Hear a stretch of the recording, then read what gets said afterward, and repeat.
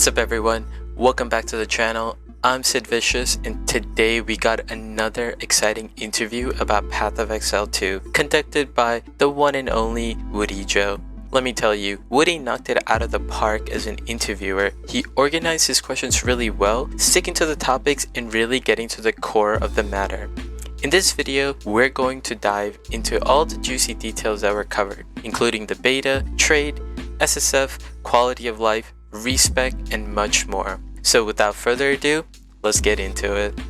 First up, let's talk about the beta, which is set to release on June 7th, 2024. We received a ton of information from GGG, who mentioned that the beta is estimated to run for 3 to 6 months. Although exact plans haven't been finalized yet, they stress the importance of ensuring the game is fully ready before the influx of players at release, erring on the side of caution. Moreover, GGG plans to seamlessly transition from the beta to the full release, with absolutely no downtime between servers, besides applying the patch itself, demonstrating their commitment to provide a smooth experience for players. They intend to treat the beta as a complete gaming experience rather than just a testing phase, aiming to deliver a product of high quality, comparable to or better than most AAA game releases. GGG expects a large number of players to participate in the beta, emphasizing the importance of thorough testing, specifically regarding the game's economy.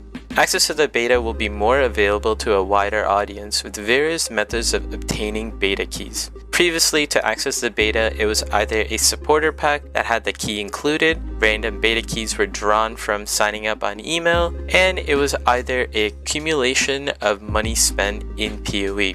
The importance of maintaining a fresh economy for feedback is crucial, with anticipated multiple resets during the beta to facilitate testing. GGG anticipates the beta feeling like a series of mini league launches with frequent content updates, aiming for substantial and frequent updates that will serve as a strong incentive for players to participate. Despite acknowledging that some content may not be fully ready for the beta, they assure players that a significant amount of new content will be rolled out throughout the beta. Now, let's shift gears a little bit and talk about endgame content. Jonathan admits that during the early access period, there won't be as much endgame content as the original Path of Exile, but assures players that there will still be various activities such as endgame map systems and other mechanics. He teases additional surprises without giving too much away. Jonathan also emphasizes that by the time of the full release, there will be a significant amount of endgame content catering to different player preferences. The importance of having a variety of endgame activities is stressed, reflecting their awareness of player expectations. All these beta details are simply mind-blowing. If the beta is predicted to be a AAA gaming experience, then could the full release of PoE 2 be the first quadruple A game? Shout out to the Ubisoft CEO. If you know, you know.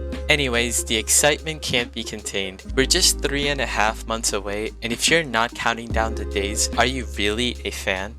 Now, when it comes to the beta, there's also much talk about full releases and leaks. GGG has provided some interesting insights. They explained that the decision on whether to launch a game immediately after the beta or to wait depends on various factors, including the content readiness at the end of the beta and player feedback.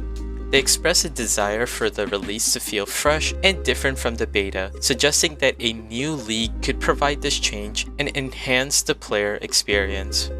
However, they emphasize the importance of ensuring that the league introduced at launch seamlessly integrates with the game world and doesn't feel too out of place for new players. Jonathan acknowledges the significance of the beta player base, highlighting their role as the game's most dedicated players. He stresses the importance of making beta players feel valued and ensuring that the transition from beta to release is perceived as a substantial update rather than just a testing phase. Props to GGG for their thorough approach. They really think about every aspect, don't they? Imagine playing PoE 2 and the first league is something like Scourge. Picture leaving the first town, encountering a random portal that whisks you away to a demon dimension only to snap you back to reality. That would definitely leave everyone scratching their heads saying, "What's happening?" Personally, I think they shouldn't rush into a league Instead, launch the cleanest form of beta possible, maybe saving a mechanic or so to release with the full game. But hey, what do you guys think? Should they go for a full release with a brand new league, or just a super cleaned up beta? Let me know your thoughts in the comments below. Wudijo did an excellent job following up on the big news dropped in the last interview, especially regarding the coexistence of the auction house system with player-to-player trading. GGG made it clear that they don't intend to restrict trade solely on the new system. They emphasized the importance of maintaining direct player-to-player trade for the game's integrity and player freedom. Both systems, they say, can work together, with the auction house offering convenience for instant buyouts, while the traditional trading allows for personal interactions. Regarding the interface for trading, GGG mentioned that the trade website will likely serve as the primary platform for searching and facilitating instant buyouts. However, they haven't ruled out integrating it into the in-game interface. They discussed the mechanics of the gold-based trading system, mentioning that users may have the option to filter search results based on their preference for instant buyouts or traditional trades. They also hinted at the potential differences in how currency transactions are facilitated compared to other items on the auction house. Wudijo chimed in, expressing confidence in the auction house's flexibility and convenience while appreciating GGG's decision to maintain player freedom in trading. I just want to briefly touch on TFT because from their perspective, not much has changed with the auction house. PoE has a community of players who love optimizing everything. Sure, you can use gold for instant buyouts, but you can also navigate the trade website normally to avoid the gold tax, or use TFT for bulk purchases while sidestepping the tax. The auction house addresses many pain points for majority of the player base who struggle with trade. It's refreshing to see GGG taking cues from other games like Last Epoch, but staying true to themselves by not making any items soulbound, which is what makes them stand out from their top competitors in the ARPG space. Speaking of Last Epoch offers incentives for SSF gameplay, providing perks that increase item drop rates, rare chances, and other bonuses. GGG acknowledges this approach, but emphasizes their goal isn't to make SSF appealing to everyone. They express concerns about creating disparities between SSF and regular league play, fearing that players might migrate from SSF to regular leagues once they've amassed sufficient resources, which they don't want. GGG aims to keep SSF as close to the standard league experience as possible, avoiding advantages that might incentivize players to switch modes. I have to agree with GGG on this one. While I'm not an SSF player myself, I appreciate the diversity of game modes in Path of Exile. With League, SSF, Boosted SSF, then Hardcore versions on top of them, then Ruthless versions on top of that, it's like our game modes have skill trees now. But hey, maybe that's just PoE for you. Let's dive into some quality of life features revealed by GGG. GGG has confirmed that gold will automatically be picked up in PoE 2, and that we will have some sort of affinity stashing system. They pushed the current system for convenience without making it too easy, but GGG is hesitant about full auto stashing to maintain a balance between convenience and preserving the game's immersive feel. They express concerns about the game feeling too much like a database and emphasize the importance of player engagement through manual interaction. You know, I agree with GGG on this one. Full auto stashing with just one click would be a bit too wild. It's like going to the stash and executing SQL commands, saying insert into stash values, select star from the inventory. Imagine that, but seriously, let's keep the game feeling like a game and not a database. And on the topic of inventory space, GGG confirms that there are no changes in the size of items or inventory slots. They're not fans of the idea of one-slot items and prefer the current Inventory Tetris for a more immersive inventory experience. So, shifting gears to a popular topic, Wudijo asked about the potential for in-game loot filters. So technically there is a loot filter in the game, but Woody is talking about an in-game interface for customizing loot filters. Jonathan had an interesting take on this. He believes that the community can create better interface for customization than game devs. Now, this response is quite intriguing because it's not the typical approach we see from developers. Usually, devs try to add more features into the game, but Jonathan seems to be pushing some things out of it. It's a unique perspective for sure. The conversation then shifted to the topic of in-game wikis. Woody suggested that having the game information readily available in-game would enhance immersion. However, Jonathan argued that a web browser is a better tool for browsing a wiki due to its features and ease of navigation. It's interesting to see Jonathan's perspective on this. While he acknowledges the importance of providing information about game mechanics within the game itself, he prefers to avoid cluttering the game with a full wiki. Although there will be a new feature that gives more details, similar to something that was implemented in the recent Baldur's Gate 3. Lastly, regarding visualization for game mechanics like radius indicators, Jonathan considers an option for selected display, such as holding a button to reveal a circle for what would nearby mean. Now, let's switch gears to a new topic, WASD movement. Wudijo shows excitement for this feature, having experienced it in D4 and enjoying it. He asks about movement limitations, to which Jonathan confirms the restriction to 8 directions, but doesn't see it as limiting.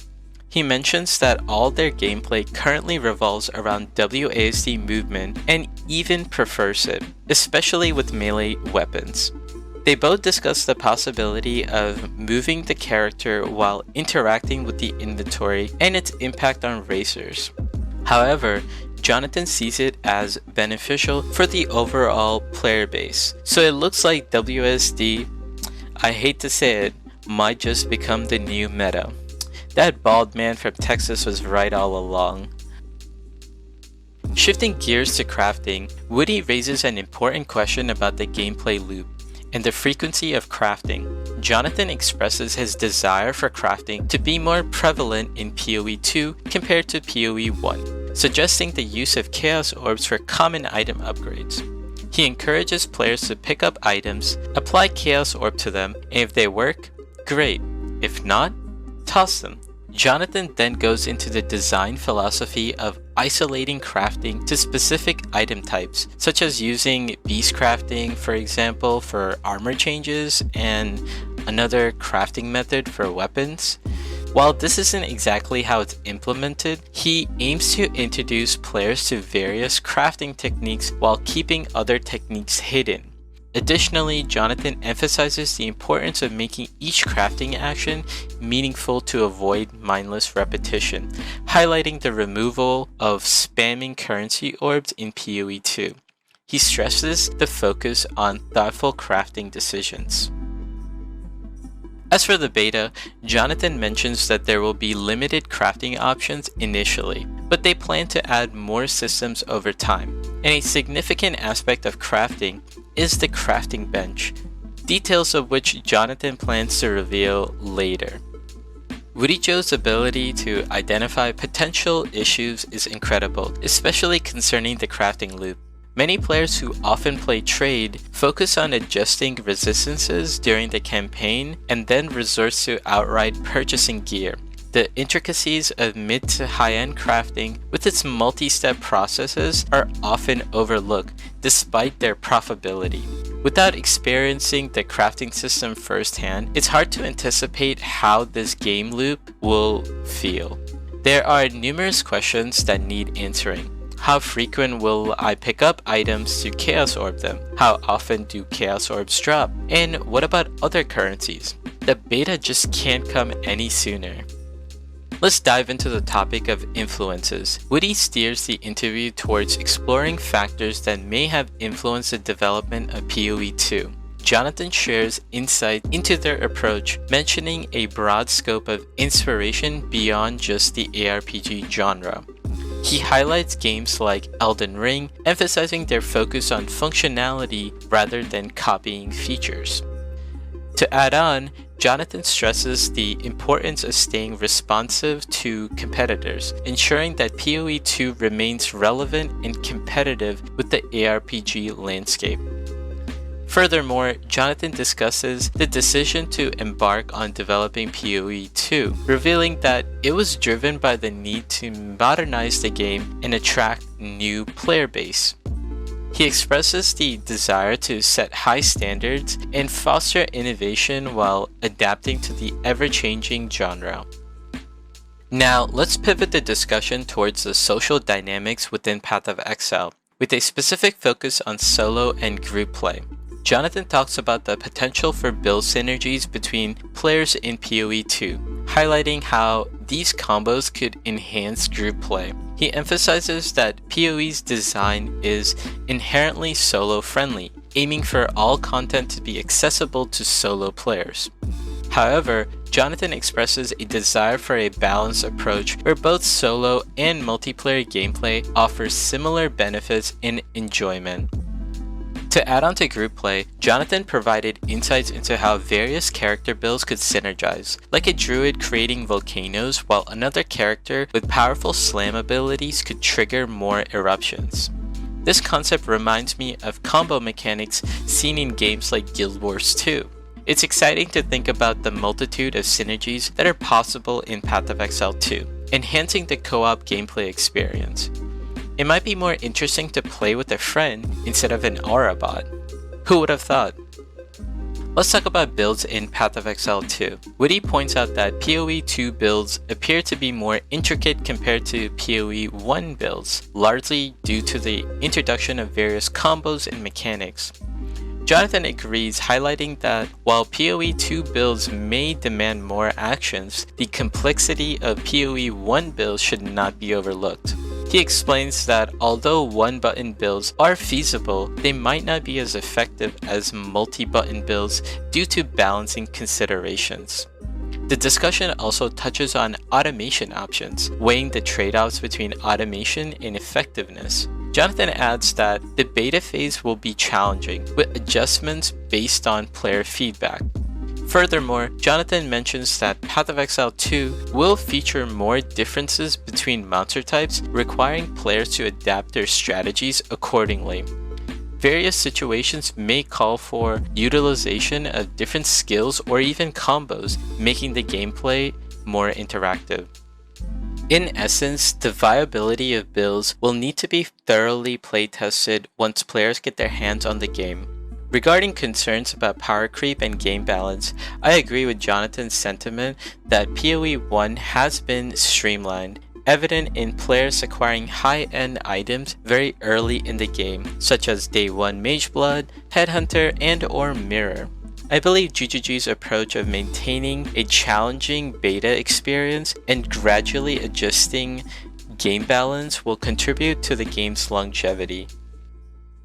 In the interview, the conversation briefly touches upon the topic of introducing new classes. Jonathan mentions that while there are no immediate plans to introduce additional base classes, they are open to the idea of adding more Ascendancy classes. He delves into the complexities that arose from the Scion class in Path of Exile 1, noting how it influenced the structure of the skill tree and posed challenges in planning and balancing the game. Because of these complexities, they are hesitant about reintroducing the Scion class in Path of Exile 2. Instead, they believe that the current class system offers enough flexibility for players to craft diverse builds without needing more base classes. Moving on, the conversation turns towards the passive skill tree featured in Path of Exile 2. While specifics are kept under wraps, it's assured that the game will maintain its tradition of enabling cross-class experimentation and customization within the skill tree. Additionally, it's mentioned that a preview of the passive skill tree will be provided before the beta launch, allowing players to get a glimpse of what's in store. Finally, onto our chat question segment where we got some insane news. First up, let's talk about the biggest news, Respec system in PoE 2. It's undergone a significant change, now utilizing gold. And the way it works is that it's cheaper at the lower levels, but it costs more as you progress into higher levels. Absolutely insane and a welcome change for all new players. Next, we have some insights into the crit system changes. While Jonathan couldn't recall specific details, he hinted at adjustments to how critical hits function. Onto the topic of campaign skipping, there are currently no plans for implementing a feature to skip the campaign. Again, no plans, since all characters can benefit from faster progression due to accumulated resources and knowledge gained from previous playthroughs.